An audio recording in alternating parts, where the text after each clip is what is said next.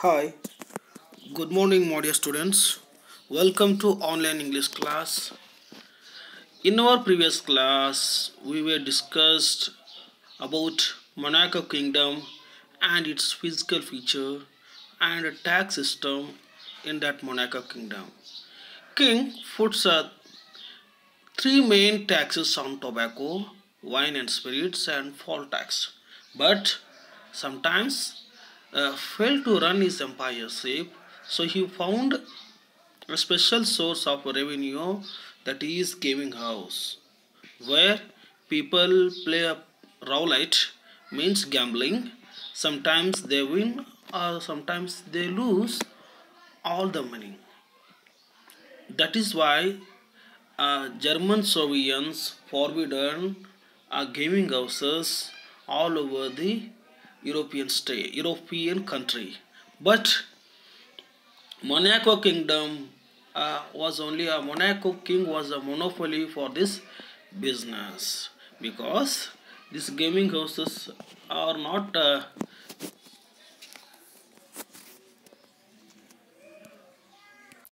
because gaming houses are the main source for that kingdom's income. ಆತ್ಮೀಯ ವಿದ್ಯಾರ್ಥಿಗಳೇ, ನಿನ್ನೆ ದಿನ ನಾವು ಟು ಡಿಯರ್ ಪಾಠವನ್ನು ಬಗ್ಗೆ ಅಭ್ಯಸಿಸಿದ್ವಿ. ಆ ಪಾಠದಲ್ಲಿ ಬರುವಂತಹ ಮೊನ್ಯಾಕೋ ಕಿಂಗ್ಡಮ್ ಆಗಿರ್ಬೋದು, ಆ ಕಿಂಗ್ಡಮ್ ಯಾವ ರೀತಿ ಇತ್ತು, ಸ್ಮಾಲ್ ಅಂದರೆ ಟೈನಿ ಕಿಂಗ್ಡಮ್ ಆಗಿತ್ತು. ಅಲ್ಲಿ ಒಬ್ಬ ರಾಜ ಇದ್ದ, ಆ ರಾಜನಿಗೆ ಒಂದು ಪ್ಯಾಲೇಸ್ ಇತ್ತು. ಅದರ ಜೊತೆಗೆ ಅವನದೇ ಆದಂತಹ ಒಂದು ಸಾಮ್ರಾಜ್ಯದಲ್ಲಿರೋ ಎಲ್ಲ ಆಫೀಸಿಯರ್ಸ್ ಆಗಿರ್ಬೋದು, ಕೋರ್ಟರ್ಸ್ ಆಗಿರ್ಬೋದು, ಎಲ್ಲ ರೀತಿಯಾದಂತಹ ಒಂದು ವೈಭವದಿಂದ ಕೂಡಿದಂತಹ ರಾಜ, ಆ ಒಂದು ರಾಜಮನೆತನ ಏನಿತ್ತಂತ ನಾವು ನಿನ್ನೆ ದಿನ ಅಭ್ಯಾಸ ಮಾಡಿದ್ದೀವಿ. ಆ ಒಂದು ರಾಜಮನೆತನದಲ್ಲಿ ಮೊನ್ಯಾಕೋ ಕಿಂಗ್ಡಮ್ನಲ್ಲಿ ತನ್ನ ಒಂದು ಆಡಳಿತವನ್ನು ನಿರ್ವಹಿಸೋಗೋಸ್ಕರ ಏನಾಗ್ತದೋ ಇವನೇನು ಮಾಡಿದ, ಟ್ಯಾಕ್ಸಸ್ಗಳನ್ನು, ತೆರಿಗೆಯನ್ನು ಹಾಕಿರ್ತಾನೆ. ಆ ತೆರಿಗೆ ಯಾವ್ಯಾವಪ್ಪ ಅಂತಂದರೆ, ಆ ಟ್ಯಾಕ್ಸ್ ಅಂದರೆ ತೆರಿಗೆ ಅಂದರೆ ಯಾವುದು, ಆ ವೈನ್ ಮೇಲೆ ಆಗಿರ್ಬೋದು, ತಂಬಾಕು ಪದಾರ್ಥಗಳ ಮೇಲೆ ಆಗಿರ್ಬೋದು, ತೆಲಗಂದಾಯ ಆಗಿರ್ಬೋದು, ಹೀಗೆ ಹಲವಾರು ಟ್ಯಾಕ್ಸಸ್ಗಳನ್ನು ಅವರು ಹಾಕ್ತಾ ಇರ್ತಾರೆ. ಇಷ್ಟಾದರೂ ಕೂಡ ಅವನೇನು ಮಾಡ್ತಾನೆ, ಕೆಲವು ಬಾರಿ ಈ ತನ್ನ ಒಂದು ಎಂಪೈರ್ಶಿಪ್ಪನ್ನು, ಒಂದು ತಮ್ಮನ ಸಾಮ್ರಾಜ್ಯವನ್ನು ರನ್ ಮಾಡಲಿಕ್ಕೆ, ಅಂದರೆ ಅದನ್ನು ಚಲಾವಣೆ ಮಾಡಲಿಕ್ಕೆ, ಅದನ್ನು ಅವನು ನಿಭಾಯಿಸಲಿಕ್ಕೆ ಆಗ್ತಾ ಇರಲಿಲ್ಲ. ಸೊ ಅದಕ್ಕೇನು ಮಾಡಿದ ಅವನು ಅಂದರೆ, ಒಂದು ಹೊಸದಾದಂತಹ ಟ್ಯಾಕ್ಸನ್ನು, ಸ್ಪೆಷಲ್ ಸೋರ್ಸ್ ಆಫ್ ರೆವಿನ್ಯೂಯನ್ನು ಕಂಡ್ಕೋತಾನೆ. ಅದೇ ಗೇಮಿಂಗ್ ಹೌಸಸ್. ಆ ಗೇಮಿಂಗ್ ಹೌಸಿಂದ ಏನಾಗ್ತದೆ, ಸಾಕಷ್ಟು ರೀತಿಯಾದಂತಹ ಒಂದು ಆದಾಯ ಒಂದು ರಾಜನಿಗೆ ಬರ್ತಾ ಇರ್ತೈತಿ. ಆದರೆ ಈ ಗೇಮಿಂಗ್ ಹೌಸ್ ಏನಿರ್ತೈತೆ ಬಹಳ ಕೆಟ್ಟ ಪರಿಣಾಮವನ್ನು, ಜನರ ಮೇಲೆ ಕೆಟ್ಟ ಪರಿಣಾಮವನ್ನು ಬೀರ್ತಾ ಇರ್ತೈತಿ. ಆದರೂ ಕೂಡ ರಾಜ ಇದನ್ನು ಬಂದ್ ಮಾಡಿರಲಿಲ್ಲ. ಯಾಕಪ್ಪ ಅಂದರೆ, ಇದು gaming house is the main source of income for that Kingdom. ಆ ಒಂದು ಸಾಮ್ರಾಜ್ಯಕ್ಕೆ ಗೇಮಿಂಗ್ ಹೌಸ್ ಏನಾಗಿರ್ತದೆ ಅಂದರೆ ಪ್ರಮುಖವಾದಂತಹ ಮೂಲ ಆದಾಯ ಆಗಿತ್ತು ಅನ್ನೋದು ನಾವು ನಿನ್ನೆ ಕ್ಲಾಸ್ನೊಳಗೆ ನಾವು ಡಿಸ್ಕಸ್ ಮಾಡಿದ್ವಿ. So in today's class we will discuss a continuation part of that lesson to dear. Yes,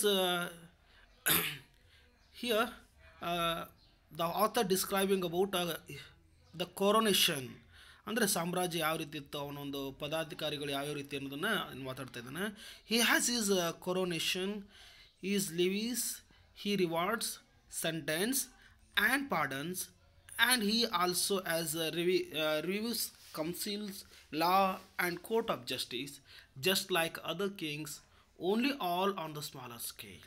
so ಬೇರೆ ರಾಜ್ಯದಲ್ಲಿ ಯಾವ್ಯಾವ ರೀತಿಯಾದಂತಹ, ಬೇರೆ ಒಂದು ಸಾಮ್ರಾಜ್ಯದಲ್ಲಿ ಯಾವ್ಯಾವ ರೀತಿಯಾದಂಥ ಒಂದು ರಾಜ್ಯ, ಒಂದು ಮರ್ಯಾದೆ ಇರ್ತೈತಿ, ರಾಜ್ಯ ಗಾಂಭೀರ್ಯ ಇರ್ತೈತಿ, ಅಥವಾ ಒಂದು ಅರಮನೆ ಆಗಿರ್ಬೋದು, ಯಾವ್ಯಾವ ರೀತಿಯ ಸಭೆ ಸಮಾರಂಭಗಳಿರ್ತೈತೆ. ಸೊ ಇಲ್ಲಿಯೂ ಕೂಡ ಇಲ್ಲೇನಾಗ್ತೈತಿ, ಈ ಒಂದು ಸಾಮ್ರಾಜ್ಯದಲ್ಲಿ ಇತ್ತು ಅಂತ ಹೇಳ್ಬೋದು.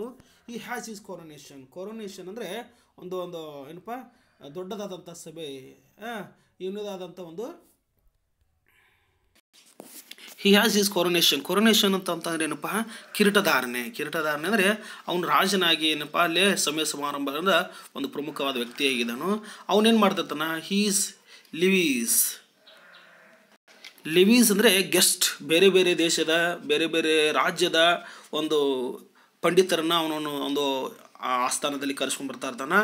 ಹಿ ರಿವಾರ್ಡ್ಸ್, ಅಲ್ಲಿ ಬಂದಂತಹ ಆ ಒಂದು ಸಾಮ್ರಾಜ್ಯದಲ್ಲಿ ಗೆದ್ದಂತಹ ಅಥವಾ ಏನಾದರೂ ಸಾಧನೆ ಮಾಡಿದಂತಹ ಜನರಿಗೆ ರಿವಾರ್ಡ್ಸ್ ಅಂದರೆ ಬಹುಮಾನ, ಪ್ರಶಸ್ತಿಗಳನ್ನು ನೀಡ್ತಾ ಇರ್ತಾನೆ. ಆ್ಯಂಡ್ ಸೆಂಟೆನ್ಸಸ್ ಅಂದರೆ ಯಾರಾದರೂ ಒಬ್ಬ ವ್ಯಕ್ತಿ ಆ ಒಂದು ಊರಿನಲ್ಲಿ ಏನಾದರೂ ತಪ್ಪು ಮಾಡಿದರೆ ಅವ್ರಿಗೇನು ಮಾಡ್ತಾ ಇರ್ತಾನೆ ಅವನು ಶಿಕ್ಷೆಯನ್ನು ನೀಡ್ತಾ ಇರ್ತಾನೆ. ಸೆಂಟೆನ್ಸಸ್ ಅಂದರೆ ಇಲ್ಲಿ ವಾಕ್ಯ ಅಂತಲ್ಲ, ಇಲ್ಲಿ ಸೆಂಟೆನ್ಸಸ್ ಮೀನ್ಸ್ ಶಿಕ್ಷೆ, ಪನಿಷ್ಮೆಂಟ್ ಅಂತ ಆಗುತ್ತೆ. ಆ್ಯಂಡ್ ಪಾರ್ಡನ್ಸ್, ಸಮ್ಟೈಮ್ಸ್ ಏನು ಮಾಡ್ತಾನೆ, ಆ ಶಿಕ್ಷೆಯಿಂದ ಯಾರಾದರೂ ಕೈದಿ ಆಗಿರ್ಬೋದು, ಯಾರಾದರೂ ತಪ್ಪು ಮಾಡಿದರೆ ಅವ್ರಿಗೆ ಏನು ಮಾಡ್ತಾನೆ ಅವನು ಕ್ಷಮಿಸ್ತಾ ಇರ್ತಾನೆ.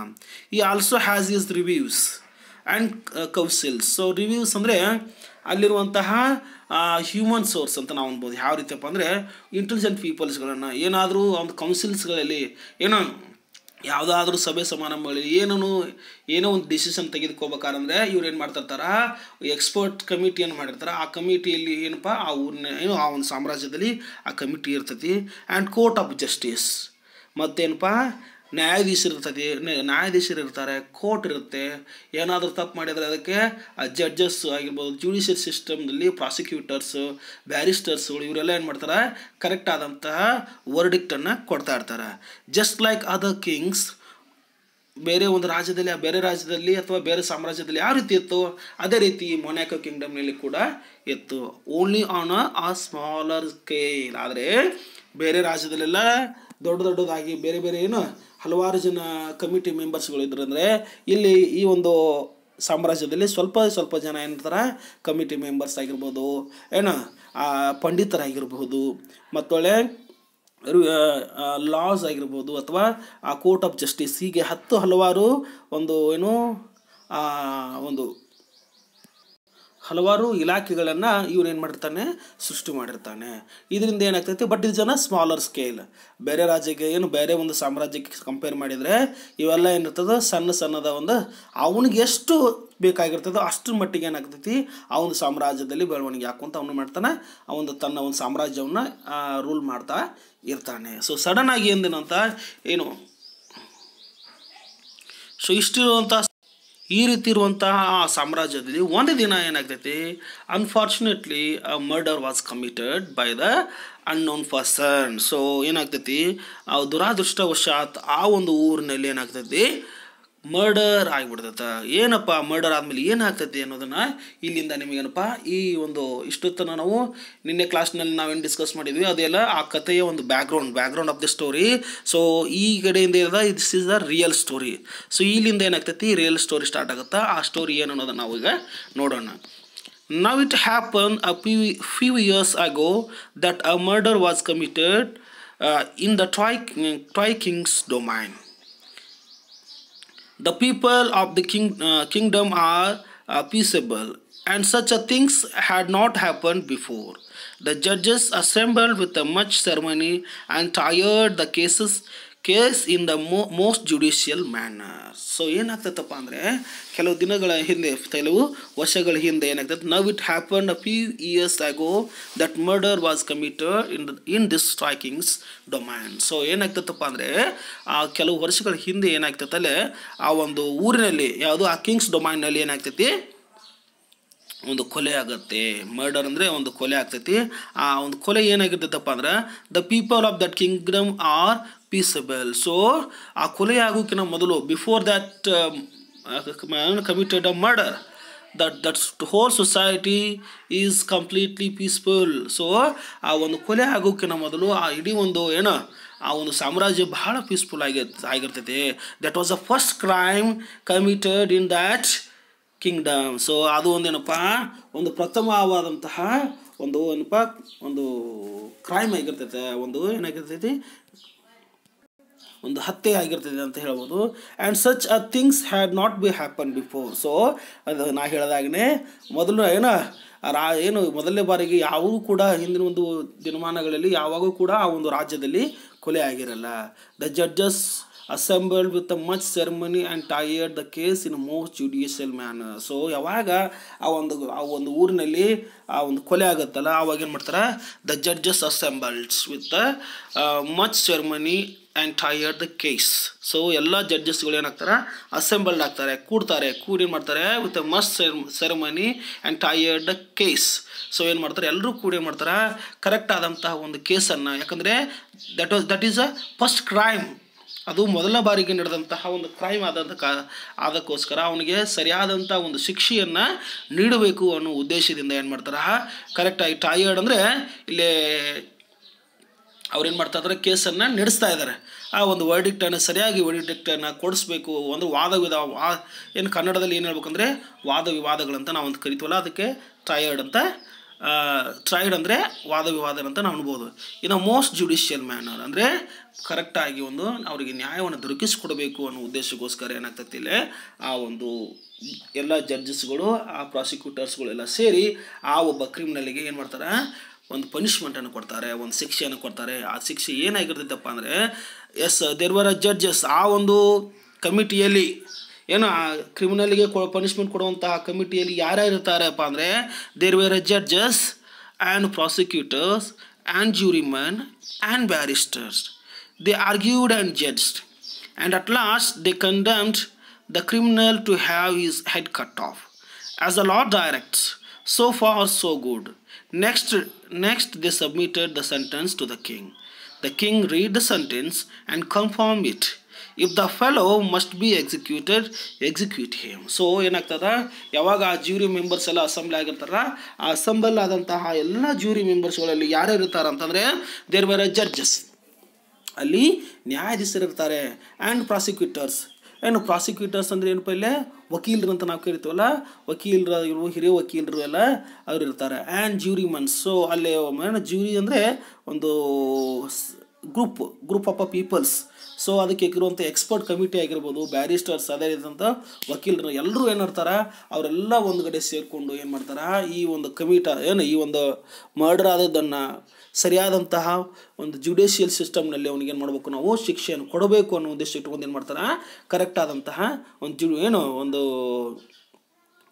ಆರ್ಗ್ಯುಮೆಂಟನ್ನು ಮಾಡಲಿಕ್ಕೆ ರೆಡಿ ಆಗ್ತಾರೆ. They argued and judged. So ಅವ್ರು ಏನು ಮಾಡ್ತಾರೆ, ವಾದ ವಿವಾದ ಮಾಡ್ತಾರೆ. ಫೈನಲಿ ದೇ ಜಡ್ಜ್ಡ್, ಫೈನಲಿ ಏನು ಮಾಡ್ತಾರೆ, ಒಂದು ತೀರ್ಪಿಗೆ ಬರ್ತಾರೆ. And at last they condemn that criminal to have his head cut off. So at last ಏನು ಕೊನೆಗೆ ಏನಾಗ್ತದೆ, ಆ ಕ್ರಿಮಿನಲ್ಗೆ ಏನು ಮಾಡ್ಬೇಕಂತ ಮಾಡ್ತಾರೆ ಅವರು, ಟು ಹೆಡ್ ಕಟ್ ಆಫ್. ಇಡೀ ಏನು ಮಾಡ್ತಾರೆ ಅವರು, ಆ ಒಂದು ಹೆಡ್ಡನ್ನು ಕಟ್ ಮಾಡ್ಬೇಕಂದ್ರೆ ತಲೆಯನ್ನು ಶಿರಚ್ಛೇದನ ಮಾಡಬೇಕು ಅಂತ ಏನು ಮಾಡ್ತಾರೆ, ಅವನಿಗೆ ಶಿಕ್ಷೆಯನ್ನು ವಿಧಿಸ್ತಾರೆ as the law directs. So ಯಾವ್ಯಾವ ರೀತಿಯಿಂದ ಲಾ ಡೈರೆಕ್ಷನ್ ಅಂದರೆ, ಇಲ್ಲಿ ಯಾವ ರೀತಿಯಾದಂತಹ ಒಂದು ಲಾ ಆ್ಯಂಡ್ ಆರ್ಡರ್ ಇರ್ತೈತೆ. ಸೊ ನಮ್ಮಲ್ಲಿ ಯಾವ್ಯಾವ ರೀತಿಯಾದ ಕಾನೂನಿನ ಒಂದು ವಿಧಿಗಳಿದಾವಲ್ಲ, ಅದೇ ರೀತಿಯಾದಂಥ ವಿಧಿಯನ್ನು ಇಟ್ಕೊಂಡು ಏನು ಮಾಡ್ತಾರೆ ಅವರು ಇವನಿಗೆ ಒಂದು ಶಿಕ್ಷೆಯನ್ನು ಕೊಡ್ತಾರೆ. ಅದೇನಪ್ಪ ಅಂದರೆ ಟು ಹೆಡ್ ಕಟ್ ಆಫ್. ಆ ಕ್ರಿಮಿನಲ್ನ ಹೆಡ್ಡನ್ನು ಕಟ್ ಮಾಡಬೇಕು, ಅದು ಮೀನ್ಸ್ ಆ ಶಿರವನ್ನು ಛೇದನ ಮಾಡಬೇಕು ಅಂತ ಶಿಕ್ಷೆಯನ್ನು ಕೊಡ್ತಾರೆ. So far so good. So ಇದಾದಮೇಲೆ ಏನಾಗ್ತದೆ ನೋಡು, next they submitted the sentence to the king. So ಮರುದಿನ ಏನು ಮಾಡ್ತಾರೆ ಅವರು, ಆಲ್ರೆಡಿ ಕೊಟ್ಟಂಥ ಪನಿಷ್ಮೆಂಟನ್ನು ರಾಜನಿಗೆ ಹೇಳಬೇಕಲ್ಲ, ಫೈನಲ್ ಆಗಿದೆ. ಸೊ ರಾಜನಿಗೆ ಕೊಟ್ಟ ತಕ್ಷಣ ರಾಜನ ಒಂದು ಸೈನ್ ಆದ ನಂತರ, ರಾಜ ಓದಿದ ನಂತರ ಇವನಿಗೆ ಏನಾಗ್ತೈತಿ, ಆ ಒಂದು ಸೆಂಟೆನ್ಸ್, ಆ ಒಂದು ಪನಿಷ್ಮೆಂಟ್ ಏನಾಗ್ತೈತಿ ಅವನಿಗೆ ಆಗ್ತದೆ ಅನ್ನೋ ಒಂದು ಉದ್ದೇಶಕ್ಕೋಸ್ಕರ ಏನು ಮಾಡ್ತಾರೆ, ರಾಜನ ಕೈಗೆ ಹೋಗ್ತಾರೆ. ರಾಜ ಏನು ಮಾಡ್ತಾರೆ, the king read the sentence and confirm it. So ಅವಾಗ ರಾಜ ಏನು ಮಾಡ್ತಾನೆ, ಓದ್ತಾನೆ. ಏನು ಮಾಡ್ತಾನೆ, ಈಸ್ ಕನ್ಫರ್ಮ್ಡ್ ಇಟ್. ಅವ್ನು ಕನ್ಫರ್ಮ್ ಮಾಡಿದ್ನ ಆಯಿತು. ಅವನೇನಪ್ಪ ಹೇಳ್ತಾನೆ ಮುಂದೆ ಅವನು, if the fellow must be executive. ಆದರೆ ಈ ಒಬ್ಬ ಹುಡುಗ ಏನಪ್ಪ, ಈ ಒಬ್ಬ ವ್ಯಕ್ತಿ ಎಕ್ಸಿಕ್ಯೂಟ್ ಅಂದರೆ ಅವನನ್ನು ಶಿರಚ್ಛೇದನ ಮಾಡ್ಬೇಕಂದ್ರೆ ಅವನನ್ನು ನೀವೇನು ಮಾಡಿರಿ, ಶಿರಚ್ಛೇದನ ಮಾಡಿರಿ ಅಂತ ಅವನೇನು ಮಾಡ್ತಾನೆ, ಅಲ್ಲಿ ಆ ಒಂದು ಡೆತ್ ಸೆಂಟೆನ್ಸನ್ನು ಓದಿ ಕನ್ಫರ್ಮ್ ಆಗಿ ರಾಜ ಅಲ್ಲಿ ಏನು ಮಾಡ್ತಾನೆ, ಆರ್ಡರ್ ಮಾಡಿಬಿಡ್ತಾನೆ. ಸೊ ಅವಾಗ ಏನಾಗ್ತದೆ ನೋಡ್ರಿ, ಯಾವಾಗ ಆ ಕ್ರಿಮಿನಲ್ಗೆ ಡೆತ್ ಸೆಂಟೆನ್ಸ್ ಅಂತ ಏನು ಮಾಡ್ತಾರೆ, ಪನಿಷ್ಮೆಂಟ್ ಕೊಡ್ತಾರಲ್ಲ, ಅವಾಗ ಮುಂದೆ ಏನಾಗ್ತೈತೆ ಅನ್ನೋದನ್ನ ಇಲ್ಲಿ ನೋಡೋಣ ನಾವು. There was only one hitch in the matter, and that was that they had neither a guillotine for cutting heads off nor an executioner. The ministers considered the matter and decided to address an inquiry to the French government, asking whether the French could not lend them a machine and expert to cut off the criminal's head, and if so, would be the French kindly inform them what the what the cost would be. So ಏನಾಗ್ತೈತಪ್ಪ ಅಂತಂದರೆ, ಯಾವಾಗ ಆ ಕ್ರಿಮಿನಲ್ಗೆ death ಸೆಂಟೆನ್ಸನ್ನು confirm ಮಾಡ್ತಾರಲ್ಲ, so ಅವಾಗ ಒಂದು real ಆದಂಥ ಪ್ರಾಬ್ಲಮ್ ಸ್ಟಾರ್ಟ್ ಆಗ್ತೈತಿ. ಏನಪ್ಪ, there was only one east in this matter. So ಏನಪ್ಪ ಇಷ್ಟ ಅಂದರೆ ಒಂದು ಸಮಸ್ಯೆ, ಇಲ್ಲಿ ಒಂದು ಸಮಸ್ಯೆ, ಏನು ಸಮಸ್ಯೆ ಕಾಡ್ತದಪ್ಪ ಅಂದರೆ, there was no guillotine machine. So ಅವನ ಒಂದು ಹೆಡ್ ಕಟ್ ಆಫ್ ಮಾಡಲಿಕ್ಕೆ, ಅವನ ಶಿರವನ್ನು ಛೇದನ ಮಾಡಲಿಕ್ಕೆ guillotine machine is a very important. So ಆ ಗುಲೆಟಿಯನ್ ಮಿಷನ್ ಆ ಒಂದು ಸಾಮ್ರಾಜ್ಯದಲ್ಲಿ ಇದ್ದಿದ್ದಿಲ್ಲ. ಯಾಕಂದರೆ because that was a first crime. ಅದೊಂದು ಆ ಒಂದು ಸಾಮ್ರಾಜ್ಯದಲ್ಲಿ ನಡೆದಂತಹ ಮೊದಲ ಒಂದು ಕ್ರೈಮ್ ಆಗಿತ್ತು. And that was they had neither a guillotine for cutting heads off. So ಏನಾಗ್ತೈತಿಲ್ಲ, ಅವ್ರಿಗೆ ಯಾವುದೇ ರೀತಿಯಾದಂತಹ ಹೆಡ್ ಕಟ್ ಆಫ್ ಮಾಡಲಿಕ್ಕೆ ಗುಲೆಟಿಯನ್ ಮಿಷನ್ ಇರಲಿಲ್ಲ, neither a guillotine for cutting head off nor or executioner. So ಎಕ್ಸಿಕ್ಯೂಷನರ್ ಅಂದರೆ ಎಕ್ಸ್ಪರ್ಟ್, ಅದನ್ನು operate ಮಾಡಲಿಕ್ಕೆ expert ಕೂಡ ಇದ್ದಿದ್ದಲ್ಲ, ಮತ್ತು ಗುಲೆಟಿಯನ್ ಮಿಷನ್ ಕೂಡ ಇದ್ದಿದ್ದಲ್ಲ. ಸೊ ಏನು ಆಗ್ತೈತಿ ಅವಾಗ, the ministers considered the matter. So the minister considered the matter ಅಂದ್ರೆ ಏನಪ್ಪ, ಆ ಎಲ್ಲ ಮಿನಿಸ್ಟರ್ಸ್ಗಳು ಕೂಡಿ ಏನು ಮಾಡ್ತಾರೆ, they have decided. So decide ಮಾಡ್ತಾರೆ, ಸರ್ ರಾಜನ ಮುಂದೆ ಹೋಗ್ತಾರೆ, ರಾಜರೇ ನಮ್ಮಲ್ಲಿ ಏನಿಲ್ಲ ಗುಲೆಟಿನ್ ಮಿಷನ್ಸ್ ಇಲ್ಲ, ಸೊ ಅದಕ್ಕೋಸ್ಕರ ನಾವು ಏನು ಮಾಡಬೇಕು ಅಂತ ಅಂದಾಗ, and decided to address an enquiry to the French government. So ಏನು ಮಾಡ್ತಾರೆ, ಅವರು ಎಲ್ಲ ಮಿನಿಸ್ಟರ್ಗಳು ಕೂಡಿ ಒಂದು ಫೈನಲ್ ಆದಂಥ ಡಿಸಿಷನ್ಗೆ ಬರ್ತಾರೆ.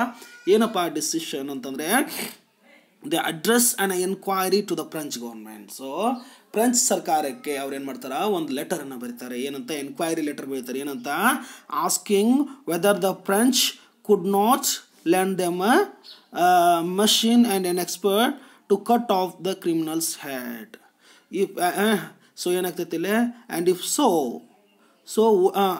would the French kindly inform them what the cost would be. So ಏನಾಗ್ತೈತಿಲ್ಲಪ್ಪ ಅಂದರೆ, ಅವ್ರು ಏನಂತ ಕೇಳ್ತಾರೆ, ಆ ಫ್ರೆಂಚ್ ಗೌರ್ಮೆಂಟಿಗೆ ಒಂದು ಲೆಟ್ರನ್ನು ಕಳಿಸ್ತಾರೆ. ಏನಂತ, ಯು ಮೈ ಡಿಯರ್,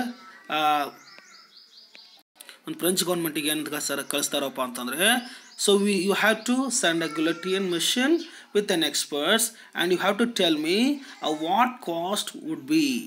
ಅಂದರೆ ಟೋಟಲ್ ಕಾಸ್ಟ್ ಏನಾಗ್ಬೋದು, ಒಂದು ವೇಳೆ ನೀವೇನಾದರೂ ಕಳಿಸ್ತೀನಪ್ಪ ಅಂದರೆ, if it is so you have to tell me what was the cost would be ಅಂತ ಹೇಳ್ತಾರೆ. ಸೊ ಅವಾಗ ಏನಾಗ್ತದೆ, ಆ ಒಂದು ಸಮಯದೊಳಗೆ ಮುಂದೆ ಏನಾಗ್ತದೆ ನೋಡ್ರಿ. ನಾನೆಲ್ಲ the letter was sent. A week later, the reply came. A machine and an expert could be supplied. The cost would be 16,000 francs. This was laid before the king. He thought it over. 16,000 francs. The rich is not worth the money, said he. Can't it be done somehow cheaper? Why 16,000 francs is more than 2 francs ahead on the whole population. The people won't stand it and it may cause riot. So ಏನಾಗ್ತದೆ, ಈ ಒಂದು ಸಾಮ್ರಾಜ್ಯದ ರಾಜರು ಮತ್ತು ಆ minister ಎಲ್ಲರೂ ಕೂಡ ಏನು ಮಾಡ್ತಾರೆ, ಫ್ರೆಂಚ್ ಗೌರ್ಮೆಂಟಿಗೆ ಎನ್ಕ್ವೈರಿ ಲೆಟರ್ನ ಕಳಿಸ್ತಾರೆ. ಆ ಲೆಟರ್ ಕಳಿಸಿದ ನಂತರ ಏನಾಗ್ತೈತಿ, after a week, completion of a week, ಒಂದು ವಾರದ ನಂತರ ಏನಾಗ್ತೈತಿ, ಆ letter a week later the reply came. So ಒಂದು ವಾರದ ನಂತರ ಆ ಲೆಟರ್ಗೆ ಏನಾಗ್ತೈತಿ, ರಿಪ್ಲೈ ಬರುತ್ತೆ. ಅವ್ರು ಏನು ಮಾಡ್ತಾರೆ, ಫ್ರೆಂಚ್ ಗೌರ್ಮೆಂಟ್ನವರು ಇವರಿಗೆ ರಿಪ್ಲೈ ಮಾಡ್ತಾರೆ. ಏನಂತ ಮಾಡಿರ್ತಾರೆ, ಆ machine and an expert could be supplied.